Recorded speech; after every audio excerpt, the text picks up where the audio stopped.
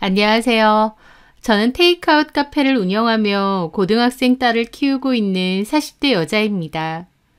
평범하고 평탄한 삶을 계속 살아왔고 앞으로도 그럴 줄 알았어요. 그런데 한 치 앞도 모르는 게 인생이라고 어느 날 문득 남편에 대한 작은 의심이 생겼고 그 의심을 시작으로 제 인생에는 정말 많은 것들이 달라졌습니다. 그때는 갑자기 엉망진창이 돼버린 현실이 너무 힘들기도 했는데요. 시간이 좀 지나고 보니 삶이라는 게 내 마음대로 되는 것도 아니고 어쩔 수 없이 거쳐야 했던 일이구나. 내가 어쩔 수 없었던 일이었구나 받아들이게 되네요. 결혼 생활 동안 18년을 함께 살았던 남편이었고 그 일이 있기 전까진 별다른 문제가 없었습니다. 오히려 결혼 전 연애할 때는 저 몰래 나이트를 가서 여자랑 부킹을 한다던가 그 여자랑 따로 연락을 하던 것이 걸려서 헤어진 애 만에 한 적이 있어요. 하지만 그건 연애 때 일이고 결혼하고 나서는 별다른 문제를 일으키거나 제 속을 썩힌 적이 없었죠. 어쩌면 남편이 뒤에서 딴짓을 꽤 했음에도 제가 아예 몰랐던 걸지도 모르고요. 어쨌든 평온하고 평범한 일상을 살아오던 저였는데 참 느닷없이 그 평온함은 깨진 것 같습니다. 남편이 뭔가 이상하다는 것을 알게 된 것은 어느 날 아침이었습니다. 그날은 평소와 다를 것 없는 날이었어요. 남편이 화장실을 갔다가 샤워를 한다며 속옷을 하나 갖다 달라고 하더라고요.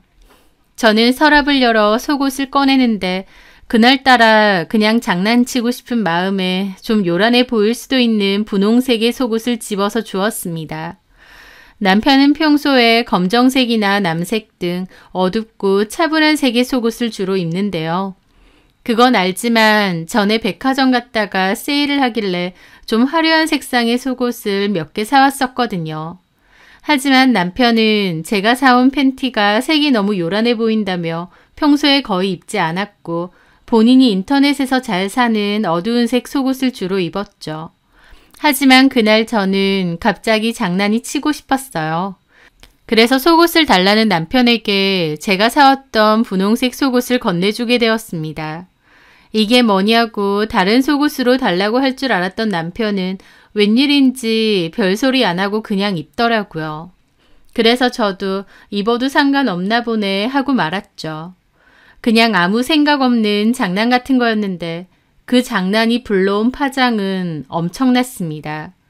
그날 저녁 카페 영업을 끝내고 돌아온 저는 씻고 나서 화장대 앞에 앉아 로션을 바르고 있었어요. 남편은 개인 사업을 작게 운영해서 사무실로 출근을 하는데요. 따로 직원은 없고 남편 혼자서만 일하는 사무실입니다. 그래서인지 출퇴근 시간도 들쑥날쑥한 편이었고요.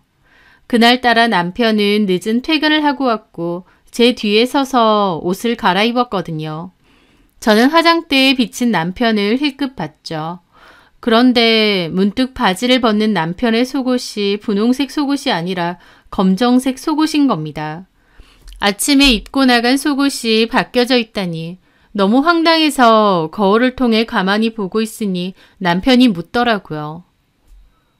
왜? 그 속은 뭐야? 속옷이 왜? 아침에 입은 거 그거 아니었잖아. 어? 뭐가 아니야? 하면서 자기 속옷을 보더라고요. 이거 맞는데? 그거 아니고 내가 분홍색 줬는데? 아니야, 이거 줬잖아. 나는 분홍색 그런 거 안 입는데 뭐. 그러면서 대수롭지 않아 하며 자리를 뜨는 겁니다. 하지만 저는 뭔가 분명 이상하더라고요. 제가 아침에 일부러 의도를 갖고 분홍색 속옷을 주었기 때문에 절대 착각한 것도 아니었습니다. 그런데 퇴근하고 돌아온 남편의 속옷이 왜 바뀌어 있나요? 저는 그날 뭔가 기분이 몹시 심란하더라고요. 남편에게 더 캐묻진 않았지만 의심의 불씨가 생긴 것 같았습니다. 그리고 그날 가만 보니 또 석연치 않은 부분이 생각나더군요. 남편은 깔끔을 떨어서 퇴근하고 오면 샤워를 꼭 하는데요. 근래 들어서는 부쩍 퇴근하고 와서도 샤워를 안 하고 자는 날이 잦았던 겁니다. 결혼 생활 내내 제가 지켜본 남편은 피곤해도 늘 샤워를 해야 침대에 들어갈 수 있는 깔끔한 사람이었는데 그 근래에만 부쩍 샤워를 생략하는 일이 잦았던 거죠. 마치 어딘가에서 샤워를 하고 와서 집에서는 따로 안 하는 것처럼 말이에요. 그 생각까지 들자 저는 심장이 덜컥 내려앉더군요. 혹시 저 사람이? 저는 결혼 생활 후 처음으로 남편이 외도를 저지르고 있을지도 모른다는 생각이 들었습니다. 그전까진 의심 한 번 안 했지만 한 번 의심이 생기기 시작하니 모든 게 다 수상하게 보이더군요. 40대가 되니 주변에서 심심찮게 누가 바람을 폈다더라, 외도를 했다더라, 그걸로 이혼을 한다더라 하는 소리도 꽤 들렸습니다. 그럼에도 사람 마음이라는 게 남들은 그래도 내 남편은 안 그럴 거라는 믿음이 있잖아요. 그런데 어쩌면 내가 모르는 뭔가가 있을 수도 있겠다는 생각이 강하게 들더라고요. 물론 내 착각이다, 예민하게 받아들이는 거다 하면서 애써 넘어가려고도 했지만 그럼에도 뭔가 본능적으로 찝찝함이 남아있는 겁니다. 그렇게 남편이 바람을 필지 모른다는 생각이 한번 들기 시작하자 걷잡을 수가 없었습니다. 결국 한 번은 남편의 폰을 몰래 거실로 갖고 나와 뒤져보았어요. 하지만 열심히 뒤져봐도 따로 뭔가가 있지는 않더라고요. 그래서 저는 고민 끝에 몰래 위치 추적 어플을 깔았습니다. 남편 몰래 폰에 이런 걸 설치한다는 게 죄책감도 느껴졌어요. 혹시 남편이 알게 된다면 얼마나 나한테 뭐라고 하고 실망을 느낄까 싶기도 하고요. 하지만 한편으론 이미 의심이 시작되었기 때문에 제 눈으로 뭔가를 확인하지 않으면 안 되겠더라고요. 그렇게 남편 폰에 어플을 설치하고 한 번씩 제 폰으로 남편의 위치를 확인했습니다. 남편은 사무실, 집, 친구들, 가끔 친구들과 함께 술집 정도만 가더라고요. 친구들을 만날 땐 저한테 먼저 알려주고 가고요. 며칠 동안 지켜봤지만 그 정도가 다였고 별다른 게 없었습니다. 아, 내가 생사람 잡았구나. 괜히 의심을 했구나. 너무 미안하더라고요. 며칠 동안 위치 추적을 지켜본 결과 남편이 딴짓을 하는 게 아니라는 걸 제 눈으로 확인한 셈이었습니다. 저는 제가 했던 의심이 멋쩍어졌고 남편한테 들키기 전에 빨리 어플은 지워야겠다 생각했습니다. 그렇게 내일 어플을 지우겠다. 마지막으로 오늘까지만 보자고 생각했던 그날 분명 전 회사 동료 아버지가 돌아가셔서 상갓집에 가야 된다고 했던 남편이 엉뚱한 곳으로 가는 겁니다. 남편이 말한 그 장례식장하고 위치가 정반대였죠. 게다가 남편의 위치가 찍힌 곳은 저희 지역에서도 모텔이나 술집이 많이 모여있는 그런 동네였습니다. 저한테는 상갓집을 간다고 해놓고 엉뚱한 곳으로 간 남편을 보고 심장이 덜컥 내려앉았어요. 남편에게 당장 전화를 했는데 전화는 받지도 않더라고요. 저는 고민 끝에 남편을 잡으러 갔습니다. 차를 타고 남편이 갔던 그 인근 동네를 갔죠. 유흥가 쪽이라서 사람이 많고 붐비더라고요. 그런데 어플 오류인지 남편의 위치가 자꾸 이랬다 저랬다 바뀌는 겁니다. 정확한 위치를 못 잡는 것처럼요. 남편이 이 근방에 있는 것 같긴 한데 위치가 제대로 안 잡히니 환장하겠더라고요. 그 근방을 좀 헤매다가 결국 포기했고 집으로 돌아왔습니다. 그때까지도 남편은 여전히 전화를 받지 않았어요. 저는 남편이 돌아오면 따지려고 했고 기다리다가 그만 잠이 들었습니다. 그리고 다음날 일어나 보니 남편은 이미 출근하고 없더라고요. 남편의 바람을 직접 확인한 거다 보니 정말 암담하더라고요. 그렇게 저는 심란한 기분으로 일단 카페로 출근을 했습니다. 굳은 얼굴로 카페 안으로 들어가니 먼저 오픈 준비하고 기다리고 있던 카페 직원 겸 친구인 성미가 그러더군요. 오늘 어디 아파? 왜? 얼굴이 너무 까칠해 보여서 잠 못 잤어? 그 말에 저는 한숨을 내쉬었습니다. 좀 이따가 얘기해 줄게. 그리고 손님들이 많이 몰리는 오전 시간에 바쁘게 일을 하고 한숨 돌릴 시간이 되었습니다. 일하면서 왜 그렇게 한숨을 많이 쉬어? 무슨 일 있어? 성미가 다시 묻더라고요. 그래서 저는 허심탄회하게 털어놓았죠. 실은 나 어제 어디 갔는 줄 아니? 그렇게 저는 성미에게 그간 있었던 일에 대해서 얘기를 했습니다. 다른 사람은 몰라도 성미에게는 다 얘기를 할 수 있었어요. 제 심정을 충분히 알 거고 또 누구보다도 저를 이해해 줄 수 있는 사람이었거든요. 성미는 제가 카페 오픈을 하고 나서 처음으로 뽑았던 직원입니다. 면접을 보는데 성미는 마침 저랑 나이가 동갑인데다 고향까지 같았어요. 그래서 처음 보는 사람이지만 반갑고 마음이 더욱 갔죠. 성미는 자기가 성실하게 일할 수 있다고 했고 저는 더 볼 것도 없이 바로 직원으로 채용을 했습니다. 성미는 정말 열심히 그리고 싹싹하게 일을 잘해주었어요. 그리고 저랑도 아주 잘 지냈습니다. 성격이 기본적으로 착하고 밝은 편이었고 손님들에게도 친절하게 빠릿빠릿하게 잘하니까 제 입장에서는 좋은 친구이자 좋은 직원이 생긴 거라서 너무 좋았죠. 그렇게 좀 친해지고 나니 성미는 자신의 이야기를 해주더라고요. 사실은 이혼을 했고 중학생 아들 하나를 키우고 있다고요. 이혼 사유는 남편의 외도였는데 그 외도 증거 잡으려고 한 1년 가까이 미쳐 있었대요. 안 해본 짓이 없다고 하면서요. 그 시간이 너무 힘들고 괴로웠다고 했습니다. 어쨌든 외도 증거를 잡아서 결국 이혼했고 위자료와 재산 분할도 받았대요. 그걸로 작은 집은 하나 구했는데 생활비를 벌어야 돼서 저희 카페에 취업을 했다고 했습니다. 성미 말로는 그래도 남편이 그나마 양육비는 안 빌리고 주니까 이걸 고맙다고 해야 할지 어떨지 모르겠다고 씁쓸하게 웃더라고요. 겉으로는 참 밝고 천진해 보였는데 사실은 힘든 일도 많이 겪었고 속도 많이 썩었겠구나 싶어서 안쓰럽기도 하더라고요.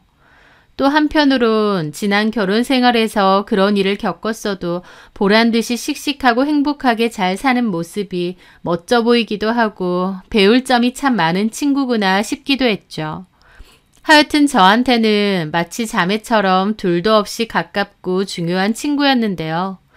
제 남편도 바람을 피는 것 같다는 심증이 드니까 성미가 가장 먼저 떠오르더라고요. 성미가 그래도 경험자니까 나에게 조언을 좀 해줄 수 있지 않을까, 나를 좀 도와줄 수 있지 않을까 싶어서요. 저는 성미에게 지난 모든 이야기를 다 했습니다. 남편의 의심스러운 행동이 의심의 발단이 된 것, 바로 전날 위치 추적대로 남편을 쫓아갔는데 결국 남편은 찾지도 못하고 허탕만 친 것 등등 전부 다요.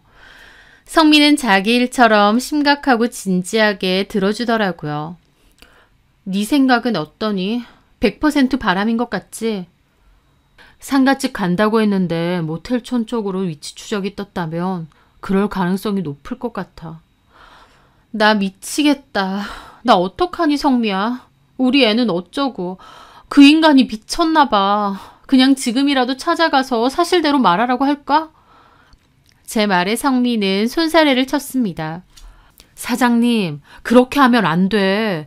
내가 전에 얘기했지. 전 남편 놈이 바람 피고 다닐 때 초반에는 뭣도 모르고 분에 못 이겨서 그렇게 드자비를 했거든. 그런데 그 후에 얼마나 감추면서 바람을 피는지 증거 찾기도 힘들고 1년을 고생했다니까. 외도라는 게 한 번 걸리면 그 뒤론 정말 철저해져. 절대 티내면 안 돼. 설령 따지더라도 완벽한 증거를 찾고 따지는 게 나아. 발뺌하면 소용없으니까. 성미는 본인 경험에 비추어서 감정적으로 행동하지 말라고 저를 뜯어 말렸습니다. 분통 터지는 기분 나도 알아. 배신감에 이 인간이 어떻게 나한테 이럴 수 있나 싶을 거고. 근데 잘 생각해야 된다. 오히려 이럴 때일수록 이성적으로 생각해야 돼. 만약 진짜 남편한테 여자가 생긴 거면 나는 이혼을 할 건지 안 할 건지도 따져봐야 되고 한다면 증거는 어떻게 잡을 건지도 다 생각해 봐야 돼. 그냥 감정적으로 하다가 증거 다 놓치고 너네 남편이 발뺌하잖아? 그러면 너만 계속 속 뒤집어지는 거야. 저는 성미의 말에 깊은 한숨을 쉬며 알겠다고 했습니다. 성미는 필요하다면 자기가 도와준다고 하더라고요. 저는 어쩌다가 내가 이런 고민을 하나 싶어서 비참하고 참담한 기분까지 들었죠. 그래도 성미가 발벗고 나서서 자기가 도와준다고 하니 좀 든든한 것도 있었습니다. 사실 전날 남편을 잡으러 갈 때 제정신이 아니다 보니 운전이 제대로 안 되는 거예요. 손과 등에선 땀이 쉴 새 없이 흐르고 너무 긴장하고 흥분한 상태라서 잘못하다간 사고가 날 것 같더라고요. 그런데 성미가 필요하다면 자기가 운전도 해주고 미행도 따라 붙어줄 테니 걱정하지 말라고 해줬고 그게 말도 못하게 고맙고 든든했습니다. 하여튼 그 뒤로도 저는 틈틈이 어플로 남편의 위치 추적 행적을 찾아보았어요.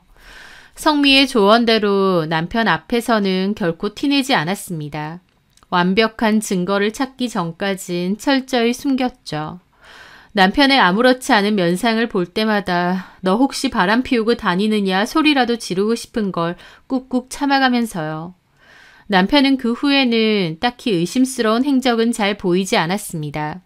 그런데 얼마 뒤 그날은 토요일이었고 한창 카페 영업으로 바쁠 때였습니다.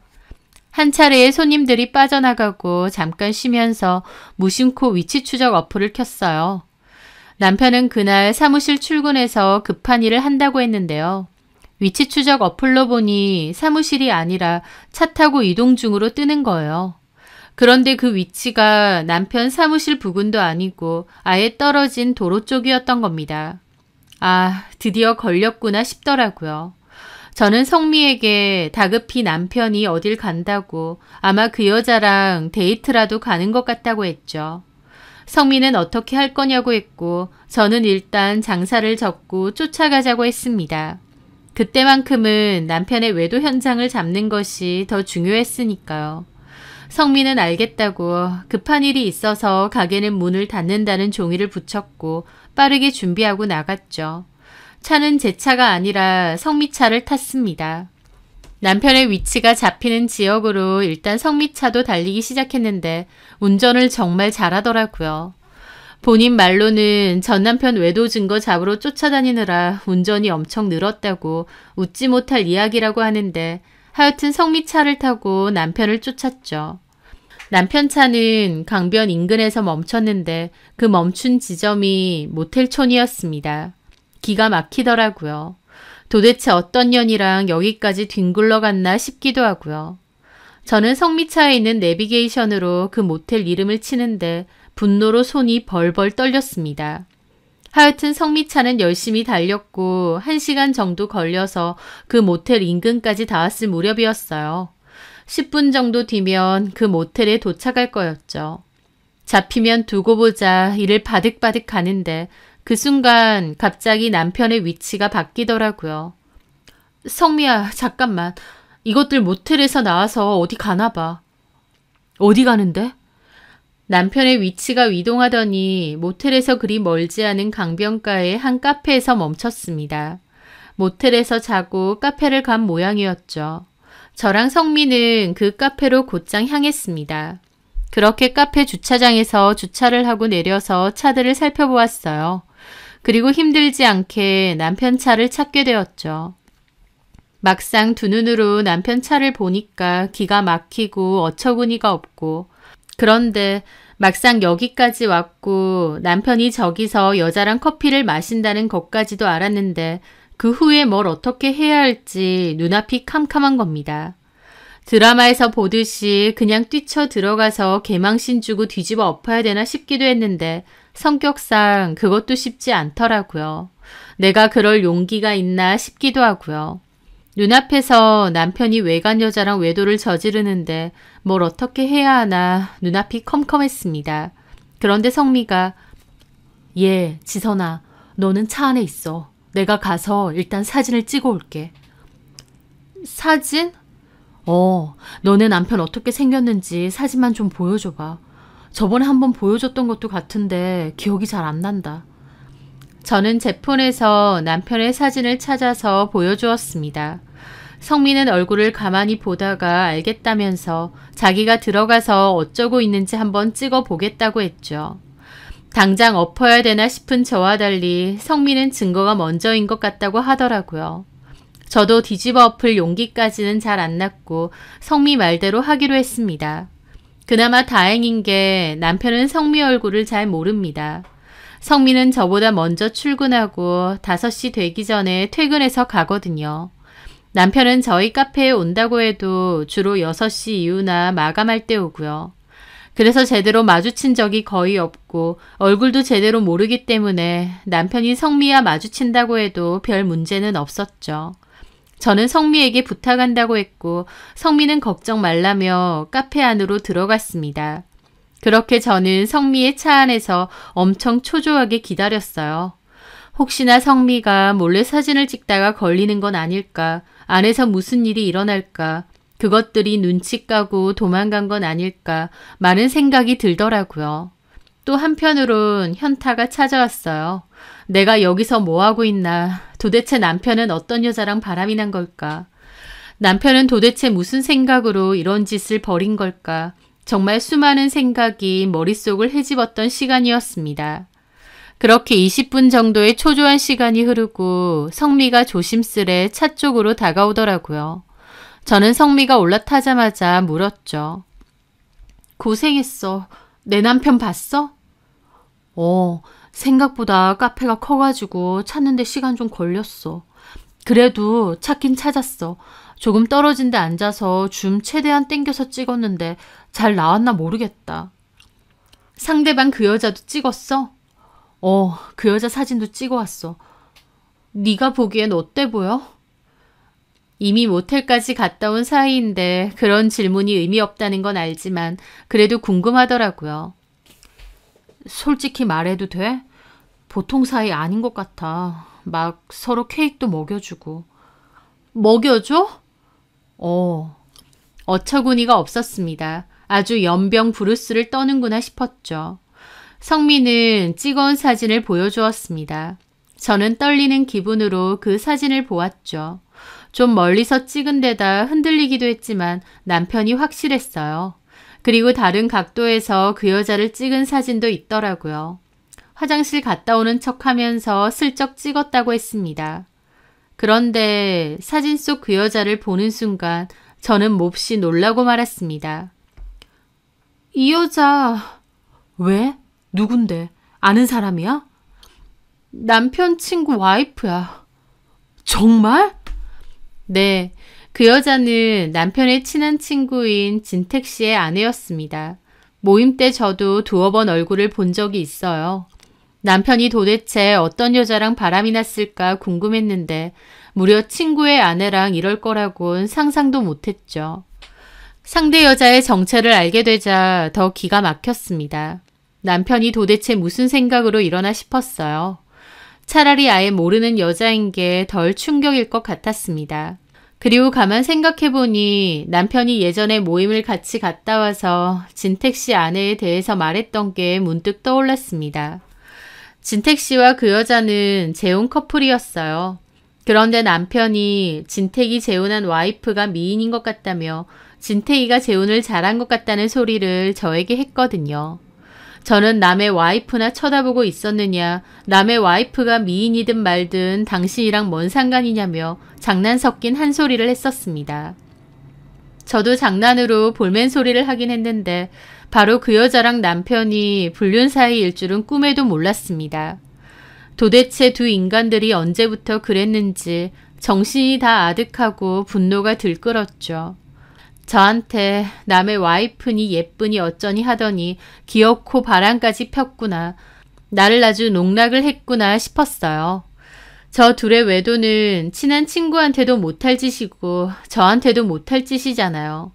이것들이 미쳤구나 싶어서 이가 바득바득 갈렸죠. 저는 성미가 몰래 찍은 사진을 다 전송받았습니다. 집에 돌아와서 다시 그 사진을 보는데 얼마나 우라통이 치밀고 눈물이 나던지요. 저는 참담한 기분으로 그 사진을 보고 또 봤습니다. 그리고 그날 저녁 집에 들어온 남편에게 캐리어를 던져주면서 말했어요. 긴 말하고 싶지도 않아. 짐 들고 나가. 어머님 댁으로 가던지 사무실로 가던지 알아서 해. 이혼 서류 보낼 테니까 그런 줄 알고. 남편이 집에 들어오자마자 제가 저렇게 말하니 남편은 벙찐 얼굴이더군요. 당신 미쳤어? 갑자기 왜 이래? 내가 미쳤냐고? 미친 건 너지. 오늘 어디 갔다 왔어? 어? 남편은 몹시 당황한 얼굴로 눈알부터 굴리더군요. 나 사무실 간다고 했잖아. 진짜 사무실 갔어? 제가 눈을 부라리며 되묻자 남편은 눈도 못 마주치고 쩔쩔매더라고요. 아차 싶은 얼굴로요. 하지만 그럼에도 잡아떼기를 시전하는 겁니다. 그럼 사무실 갔지. 나한테 왜 이래 갑자기? 다 알고 묻는데도 잡아떼시겠다. 그래. 그럼 진택 씨한테도 물어볼까? 진택 씨 와이프는 어디 갔냐고? 뭐? 남편은 제가 모든 사실을 다 알고 있자 얼굴이 새파랗게 질리더군요. 내가 모를 줄 알았어? 너 진택 씨 와이프랑 오늘 모텔 갔잖아. 강변 근처 모텔. 게다가 카페도 갔지. 그런 걸 어떻게 다... 당신 나 미행했어? 그래, 했다. 미행만 한 줄 알아? 너 바람핀 증거 다 있어. 야 인간아, 네가 제정신이니? 나한테 어떻게 이러냐? 우리 혜진이한테 부끄럽지도 않아? 그리고 진택 씨는 지 와이프랑 너랑 그러고 다니는 거 아니야? 진택 씨가 이 사실 알게 되면 어쩔까? 가만히 있을까? 진택 씨 무서운 사람이라며. 최소한 칼부림이라도 날 것 같은데? 너나 그 여자나 도대체 어쩌려고 이러니? 미친 거야? 남편은 제 말에 낭패스러운 얼굴을 짓더니 갑자기 무릎을 꿇고 빌기 시작했습니다. 잘못했어. 여보, 잘못했어. 다 필요 없어. 더러워서 너랑 못 살아. 나가서 그년하고 살던지 해. 나랑은 이혼해주고 너는 진택 씨한테 맞아 죽던지 말던지 네 마음대로 해. 여보, 잘못했어. 미안해. 내가 정신이 나갔어. 한 번만 봐주라. 어? 그년이랑 놀러 다닐 때는 신나서 놀러 다녔지. 뭐? 진택이 재혼한 여자가 미인이야? 지랄한다. 그때부터 침 흘렸냐? 남의 와이프한테? 에라이 짐승만도 못한 것들아. 여보, 내가 무조건 잘못했어. 내가 죽일 인간이야. 한 번만 봐줘. 한 번만. 그러면서 남편은 미친 듯이 비는 겁니다. 남편하고 근 20년 가까이 살면서 이렇게 처절하게 비는 모습은 처음 봤어요. 제 입장에선 그것도 열받았죠. 왜냐면 그 비는 모습이 저한테 비는 것보다는 진택 씨한테 말하지 말라고 비는 것도 있는 것 같았거든요. 남편이 물론 잘못한 건 맞지만 왜 이렇게 친구한테 들킬까봐 벌벌 떠냐고요. 진택 씨는 과거에 술집이나 업장을 관리하는 깡패였다고 했습니다. 과거 깡패짓하고 다닐 때 다쳐서 손가락 한마디도 없다고 하고요. 하지만 그 후로 정신 차리고 나서는 그쪽에서 빠져나왔고 현재는 횟집을 크게 운영한다고 했습니다. 그 횟집에는 저희 가족도 가봤고요. 진택 씨가 덩치도 엄청 크고 좀 험상궂게 생겼는데 의외로 말할 때는 다정한 편이고 잘 웃고 성격 좋아 보이거든요. 저는 진택 씨의 과거를 처음엔 아예 몰랐다가 남편이 나중에 얘기해줘서 알게 되었죠. 진택 씨가 과거에 깡패였다니 좋아 보이진 않아서 남편에게도 친하게 지내지 마라 그랬는데 남편은 어릴 때부터 친구고 지금은 정신 차리고 성실하게 산다며 진택 씨를 두둔했던 적도 있습니다. 하지만 얘기를 듣고 나니 저는 진택 씨가 좀 무섭기도 했고 그리 가깝게 지내고 싶진 않았죠. 그런데 바로 그런 진택 씨 와이프랑 남편이 바람을 핀 겁니다. 과거에 깡패하던 사람인데 눈 돌아서 무슨 짓을 저지를 줄 알고 이런 엄청난 짓을 벌이나 싶고 남편이 너무 무모하고 한심해 보이더라고요. 그깟 욕망이 뭐라고요. 하여튼 남편은 손금이 없어질 정도로 저에게 잘못했다고 빌었습니다. 그리고 나서 갑자기 그 여자랑은 지금 당장 끝내겠다. 내가 잠시 정신이 나갔었다고 다시는 그 여자랑 만나지 않겠다고 했습니다. 그리고는 제가 보는 앞에서 그 여자에게 전화를 하더군요. 그러더니 나한테 다시는 연락하지 마라. 우리는 끝이다. 네가 나한테 들이대지 않았냐. 넘어간 나도 병신이다. 앞으로는 정신 차리고 네 남편한테나 잘해라. 우리 둘 다 미친 거고 앞으로는 다시는 마주치지 말자. 라면서 끊더라고요. 저는 생쇼하지 말라고 했습니다. 그렇게 생쇼를 해도 그 여자랑 바람을 피웠다는 사실은 여전하다며 어쨌든 우리는 이혼이라고 했죠. 하지만 남편은 그 후로도 잘못했다고 정말 악착같이 빌었습니다. 처음엔 저도 무조건 나가라고 이혼이라고만 했어요. 하지만 남편이 눈물 콧물 쏟으며 매일 밤 잘못했다고 했고 시간이 흐르면서 저도 결국 마음이 약해졌습니다. 저라고 뭐 좋아서 이혼하려고 하겠나요? 자식 걱정도 되고요. 그래서 저는 결국 못 이기는 척 한 번은 넘어가기로 했습니다. 다만 저는 이런 일이 한 번만 더 있을 시에는 뒤도 보지 않고 이혼이고 이 집은 내 거고 진택 씨한테도 다 알릴 거다. 진택 씨뿐만 아니라 네 동창들한테도 다 알릴 거고 동네에도 소문 다 낼 거다. 경고했습니다. 남편도 알겠다고 절대 그런 일은 없을 거라 했죠. 그렇게 남편의 외도 사건은 덮어두고 지나가기로 했습니다. 그런데 남편은 어떻게 알았는지 자기 폰에서 제가 깔아둔 위치 추적 어플을 지운 듯 했습니다. 더 이상 위치 추적이 안 되더라고요. 자기가 당당하면 위치 추적 어플 놔둬도 되지 않나요? 그런데 제가 봐주자마자 어플부터 지운 게 너무 괘씸했습니다. 하지만 어쨌든 저도 덮고 지나가기로 했으니 더 이상 말 꺼내지 말고 그냥 묻어두자 했습니다. 저는 이 일을 성미한테도 모두 얘기했고 성미도 네가 당사자고 네 선택이니 다 존중한다며 그래도 증거 같은 건 혹시 모르니 지우지 말고 잘 들고 있으라고 하더라고요. 그렇게 그 일은 덮어두기로 한 뒤 죄를 지은 남편은 저에게 눈에 띄게 잘했습니다. 저도 더 이상 입 밖으론 거론은 안 했지만 겉으로만 묻어둔 것이지 제 마음속 응어리는 여전했죠. 외도 사실을 알게 되고 나서부터는 남편에 대한 마음도 아예 달라졌고요. 이제는 남편이 조금만 늦게 들어와도 또 나를 속이나 바람을 피우나 아직도 그 여자를 만나나 끊임없는 의심이 들었고 괴로웠습니다. 게다가 나는 이렇게 고통스럽고 힘든데 아무렇지 않아 보이는 남편과 전혀 타격조차 입지 않은 그 내연녀를 떠올리면 분통이 터졌습니다. 그 내연녀는 여전히 아무것도 모르는 진택 씨와 잘 지내는 것 같았고 제 속만 썩어 문드러지는 기분이었죠. 그 일이 있기 전에는 남편에게 웃으며 장난도 잘 치고 좋은 부부 사이였다면 그 일 이후로는 도저히 그렇게 물색 없이는 못 지내겠더라고요. 남편은 제가 너무 힘들어하는 게 보인다며 미안하다고 여행을 제안하더라고요. 처음에는 여행이고 뭐고 싫다고 했다가 나중에는 그래 묻기로 하고 같이 살기로 했으니 나도 잘 지내려고 노력해보자 마음을 달리 먹었어요. 안 살면 몰라도 그냥 살기로 했으니 잘 지내려고 노력은 해야 될 것 같았거든요. 그래서 여행을 가기로 했죠. 아이는 학교나 학원 빠지기가 힘들고 별로 안 가고 싶다고 해서 남편과 저 둘이서만 가기로 했습니다. 그렇게 여행을 갔고 오랜만에 바다도 보고 맛있는 회도 먹으니 기분이 조금 풀리기도 했어요. 그래, 사는 게 별거냐. 그냥 이 바닷바람에 지난 일들은 날려보내고 잊고 살자.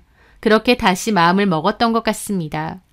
그런데 그날 저녁 숙소로 돌아와서 남편과 와인 한 잔을 했고 피곤했던지 좀 일찍 골아 떨어졌어요. 그러다가 새벽에 잠이 깼고 숙소 거실로 나왔는데요. 남편은 제가 자고 나서도 거실에 남아 술 한 잔을 더 했는지 소파에서 잠이 들었더라고요. 폰까지 바닥에 떨어뜨린 채요. 저는 폰을 주워서 테이블 위로 올려두는데 그 순간 문득 이 폰을 봐야겠다는 생각이 머리를 확 스치는 겁니다. 남편이 정말 정신을 차렸을까? 그 여자랑 끝냈을까? 확인해보고 싶더라고요. 하지만 또 한편으로 망설이는 것도 있었어요. 마치 판도라의 상자를 열듯이 이걸 열면 내가 감당하기 힘든 진실이 있을지도 모른다는 생각이요. 애써 덮어두고 살기로 했는데 이걸 보는 게 맞는 걸까? 그냥 모른 척하는 게 나은 거 아닐까 싶기도 했습니다. 하지만 잠깐 동안의 고민 끝에 저는 보기로 했어요. 남편이 외도를 걸렸을 때 딱 한 번의 기회를 남편에게 준 건데 남편이 그 기회마저 저버린다면 이제는 정말 뒤도 보지 않고 끝을 내야 된다는 생각이 들었거든요. 저는 떨리는 기분으로 남편의 폰을 켜보았는데 뒤지고 말고 할 것도 없었습니다. 왜냐면 폰을 켜자마자 그 여자와 나눈 대화창이 바로 떴거든요. 제가 먼저 자러 들어가고 남편은 혼자 술을 마시면서 그 여자와 카톡으로 대화를 나누고 있었던 거예요. 자? 아니, 진택이는? 방에서 자고 있어. 여행 갔다며? 재밌었어? 그냥 그렇지 뭐. 재밌겠어? 자기랑 있는 게 더 재밌지. 그럴 거면 뭐하러 가? 맞춰줘야지, 당분간은. 내가 죄인이잖냐. 죄인까지야. 사랑한 게 죄인가? 그래도 내가 그렇게 안 했으면 우리 마누라 당신 찾아갔을지도 몰라. 진택이한테 다 알리고. 하긴, 그건 생각만 해도 좀 그렇네.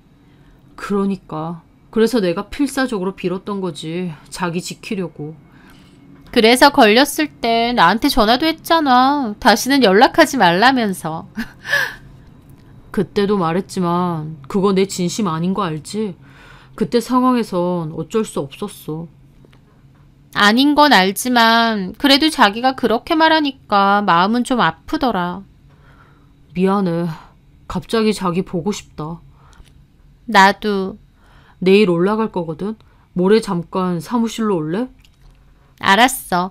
지금은 어디야? 와이프는? 숙소 거실, 와이프는 방 안. 와이프 옆에서 자지 말고 오늘은 그냥 거실에서 자. 와이프 옆에서 자는 거 싫다. 알았어. 너무 피곤하다. 오늘 운전을 너무 많이 했어. 만나면 내가 마사지 해줄게. 잘 자고 내 꿈 꿔. 자기도 내 꿈 꿔. 그걸 보는데 실성한 듯 웃음만 나오더라고요. 아무것도 모르고 코까지 골며 골아떨어져 있는 남편을 보는데 정말 마음 같아선 옆자리에 있는 맥주병으로 머리를 쳐버리고 싶은 심정이었습니다. 끝을 내기는커녕 그 후에도 보란 듯이 잘 만나고 있었어요.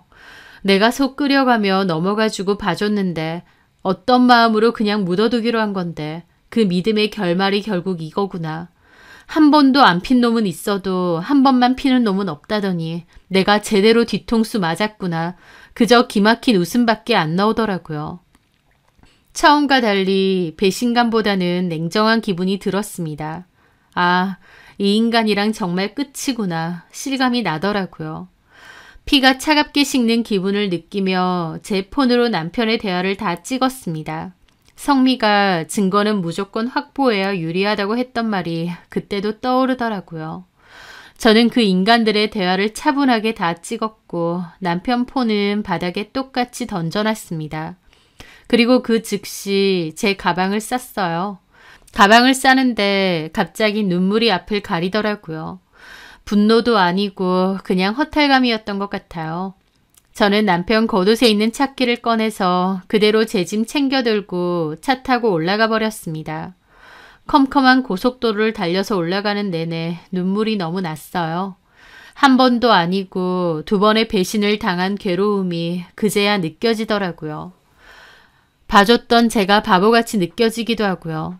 하지만 한편으론 홀가분하기도 했습니다. 이제 더 이상 속 끓일 일 없겠다. 더 이상 혼자 의심하고 괴로운 일 없겠다라는 생각도 들었거든요. 그렇게 집으로 돌아온 저는 남편 짐을 대강 싸서 남편 사무실로 보냈습니다. 그냥 사무실 앞에 대충 처박아 놓으라고 했죠. 그리고 곧장 가정법원에 이혼 서류도 받으러 갔습니다. 남편은 그 사이에 전화 오고 난리가 났는데 그년이랑 아직도 만나는 거 잘 알고 있다. 이혼할 거고 너랑 그년이 그렇게 무서워하던 진택 씨한테도 다 알릴 거다. 이렇게만 보냈습니다. 남편은 잘못했다고 한 번만 봐달라는데 이제는 씨알도 안 먹힐 소리여서 다 무시했죠. 그렇게 집에 돌아오 보니 남편은 집 앞에 쭈그려 앉아 기다리고 있었고 저는 무시하고 들어가려는데 집에 들어오려고 난리인 겁니다. 제가 나가기 전에 비번도 바꿔버렸거든요. 그렇게 남편과 제가 집 앞 복도에서 실랑이가 일어났는데 옆집 사람들이 나와서 무슨 일이냐며 쳐다보더라고요. 그래서 어쩔 수 없이 일단 들어오라고 했습니다. 남편은 집에 들어오자마자 또다시 빌었지만 한 번 속지 두 번 속나요?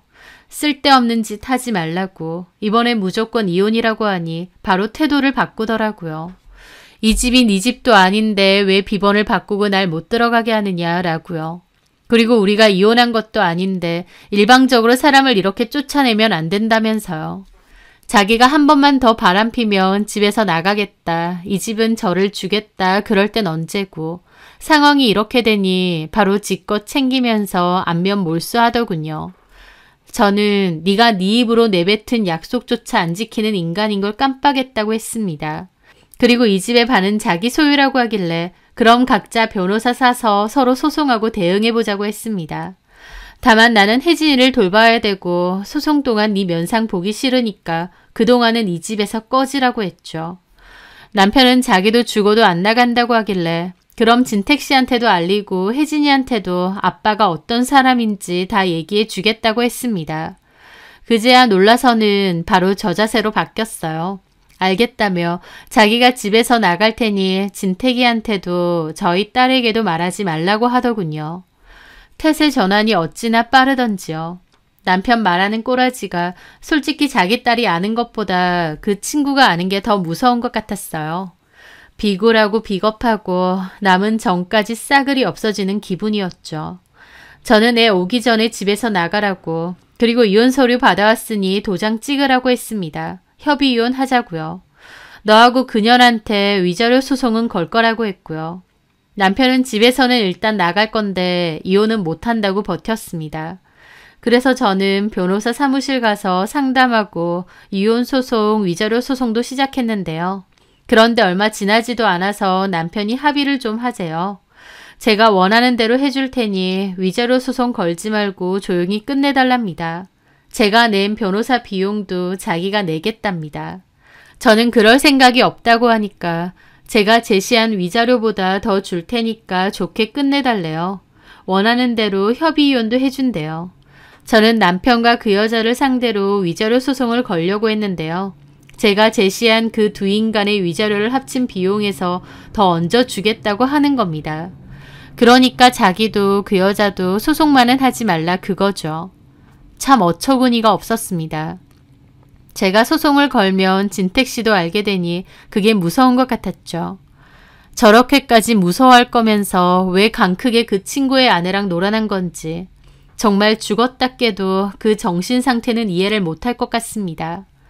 하여튼 저는 처음엔 싫다고 다 알릴 거라고 했어요. 돈이 문제가 아니라서요. 그런데 변호사는 생각이 다르더라고요.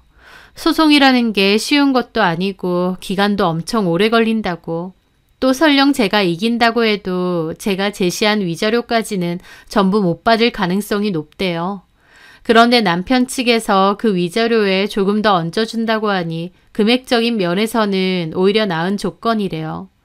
저는 돈 때문이 아니라 분통 터져서 합의 못 해준다. 소송 걸고 싶다고 했는데 변호사는 이미 이혼하려는 마당에 계산적으로 잘 생각을 해보시라고 하더라고요. 감정적인 대응보다는 길게 봐서 위자료를 더 받는 것이 좋다고요. 그렇게 가만 생각해보니 그 말도 맞는 것 같았어요. 사실 제가 굳이 나서서 진택 씨에게 알리고 저까지 그 난리에 휩싸일 필요가 있나 싶기도 했습니다. 저것들 하는 짓 보면 언젠가는 진택 씨도 알 것 같고 또 어찌됐든 그건 제 일까진 아니잖아요. 나는 그냥 내 이혼 제대로 하고 내 목 제대로 챙기고 끝내는 게 맞지 않나 싶더라고요. 그래서 저는 남편에게 알겠다고 협의하겠다고 했습니다. 그리고 위자료 소송도 별도로 하지 않고 진택 씨에게 굳이 내가 알리지는 않겠다고 했죠. 집은 남편과 제가 반반으로 재산분할을 하게 되었는데요. 남편은 집값을 반 나눈 돈에서 저에게 상당한 금액의 위자료도 같이 줘야 했습니다. 그렇게 저는 고소 취하했고 이혼 서류에도 서로 도장을 찍었어요. 남편과 저는 이혼을 하게 된 것이죠. 그 과정에서 아이도 많이 힘들어하고 저도 마음이 많이 힘들었습니다. 마냥 순탄하고 순조롭지는 않았죠. 하지만 바람을, 그것도 한 번도 아니고 두 번이나 같은 여자와 바람을 핀 인간인데 덮고 살 순 없었어요. 저희 아이도 언젠가는 엄마의 선택을 이해해주지 않을까 생각했죠. 그렇게 저는 아이와 살 집을 하나 구했어요. 아이 학교와 제 카페에서도 그리 멀지 않은 곳으로 이사를 갔죠. 그렇게 이혼 후 다시 가게 일을 열심히 하며 지내고 있을 때였습니다. 어느 날 전화 한 통이 왔어요. 모르는 번호였죠. 누구세요? 안녕하세요. 저 오진택이라고 김영기 고등학교 친구인데요. 저번에 2번 뵌 적 있죠? 진택 씨였습니다. 뜬금없기도 하고 좀 놀라웠죠. 그리고 동시에 이것들이 아직도 만나다가 들켰나 싶더라고요. 아, 네, 안녕하세요. 잠깐 통화 되시나요? 네, 말씀하세요. 김영기랑 이혼하셨다고. 김영기랑 이혼하셨다고. 네, 맞아요. 혹시 이혼의 이유가 저희 와이프 때문이었나요? 진택 씨도 알게 된 모양이었습니다. 제가 구태여 얘기는 안 했어도 그것들이 칠렐레 팔렐레 그러고 다니니 진택 씨도 눈치챘겠죠. 네, 맞아요. 제 말에 진택 씨는 분노가 섞인 한숨을 내쉬더라고요. 진택 씨는 최근에 알게 되었고 둘 사이가 의심스러운 찰나에 저한테 전화를 한 것이라고 했습니다. 진택 씨는 저에게 자기가 직접 봐야 할 것 같은데 증거사진 같은 게 따로 있느냐 물어보더라고요. 저는 있다고 했고 보내주겠다고 했습니다. 저는 친구가 카페에서 몰래 찍어준 사진들과 카톡 내용 캡처도 모두 보내주었습니다. 진택 씨는 고맙다고 간단한 인사를 전했고 그 연락이 마지막이었습니다. 그리고 얼마 뒤 뜬금없이 전 남편이 전화와서 왜 약속을 어겼냐, 왜 진택이에게 증거사진을 주었냐고 펄쩍 뛰더군요. 저는 내가 먼저 말하진 않았고 진택 씨가 전부 다 알고 연락이 왔다. 나는 약속을 어긴 적이 없다고 했죠. 그랬더니 진택이가 전 남편 없는 사이에 전 남편 사무실에 자물쇠를 뜯고 들어가서 집기들을 다 부셔놓았답니다. 만약 전 남편이 사무실에 있었으면 전 남편도 그 자물쇠처럼 다 뜯겼을지도 모르겠더라고요. 폭력을 정당화하는 건 아니지만 친한 친구라면서 본인 와이프랑 놀아놨는데 그걸 참을 인간이 어딨겠나요. 전 남편은 사무실 엉망이 된 꼴을 보고 질겁해서 출근도 안 하고 집에도 못 들어가고 도망다니고 있답니다. 그 와중에 진택 씨 와이프는 제 전 남편이 다 꼬셔서 그렇게 된 거라고 자기만 빠져나가려고 싹싹 빌었다고 하더라고요. 물론 씨알도 안 먹히는지 이혼 소송 중이라고 하고 그 여자한테 해준 차며 재산도 다 뺏을 거라고 하더라고요. 진택 씨는 주변 친구들한테도 전 남편 보이면 연락 주라고 했답니다. 본인 깡패 시절부터 잘 따르던 후배들까지 데리고 왔대요. 전 남편 가만 안 둘 거라는 거죠. 전 남편은 너무 무섭다며 잡히면 죽을 것 같다고 도망자처럼 도망다니는데 언제까지 그럴 수 있을지도 모르겠고 그 꼬라지가 어찌나 한심하던지요. 저는 이럴 줄 모르고 그런 짓을 저질렀느냐. 나는 상관없는 일이니 알아서 하라고 했습니다. 그런데도 전 남편은 자기가 도망다니느라 너무 힘들다고 저 이사간 집에 자기를 좀 숨겨주면 안 되냐느니 헛소리를 하고 있는 거예요. 그래서 제가 그랬죠. 너를 숨겨주라고? 내가 머리에 총 맞았니? 오히려 나는 지금 너랑 통화한 거 진택 씨한테 다 알려줄까 싶은데? 뭐라고? 참 네 꼴 우습다. 그 여자가 그렇게 좋아 죽겠어서 가정까지 버렸으면 차라리 당당하게 진택 씨 앞에서 나서 죽도록 쳐맞던지 말던지 그건 너 알아서 해야겠지만. 야, 나 솔직히 그 여자랑 그 정도는 아니야. 너가 눈치만 안 챘으면 이혼도 안 했을 거고. 말 같지도 않은 소리 하지 마. 즐길 건 다 즐기고 대가는 치르기 싫디? 여보, 진택이 걔 눈 돌면 어찌 될지 몰라. 나 좀 도와주라. 나 그래도 혜진이 아빠잖아. 혜진이 아빠 같은 소리 하네. 혜진이한테 부끄럽지도 않냐? 말 같지도 않은 소리 길게 하지도 마. 확 전화해서 다 알려주기 전에. 제가 단호하게 나오자 전 남편이 부들부들 거리는 소리가 수화기 밖에까지 들리더라고요. 그리고 전 남편도 더 이상 연락하지 않았습니다. 저렇게 똥줄 빠지게 도망다니는 꼴이 참 우습기도 하고 저런 한심한 인간이랑 지난 결혼 생활을 유지했다는 게 어이없기도 하네요. 어쨌든 저는 재산분할, 위자료, 양육권 무사히 다 받고 이혼을 했고 제 가게 잘 운영하면서 지내고 있습니다. 제 이혼 증거를 위해 적극적으로 나서주고 도와줬던 성미가 너무 고마워서 카페는 며칠 쉬고 경비는 제가 다 내고 같이 여행도 다녀오고 작은 선물도 했습니다. 이혼 축하 선물이라고 장난치면서요. 마치 자기 일처럼 물불 가리지 않고 나서준 친구가 있다는 게 너무 고맙더라고요. 남편 놈과 이혼은 했지만 제 옆에 남아있는 모든 사람들과 상황에 늘 감사하며 살려고 합니다. 남편 놈은 진택 씨에게 잡혀서 두들겨 맞던지 말던지 이제 제 할 바 아니고 성미가 그랬듯 저 역시도 누구보다도 씩씩하고 재밌게 제 인생을 잘 살려고요. 제 사연 들어주셔서 감사합니다.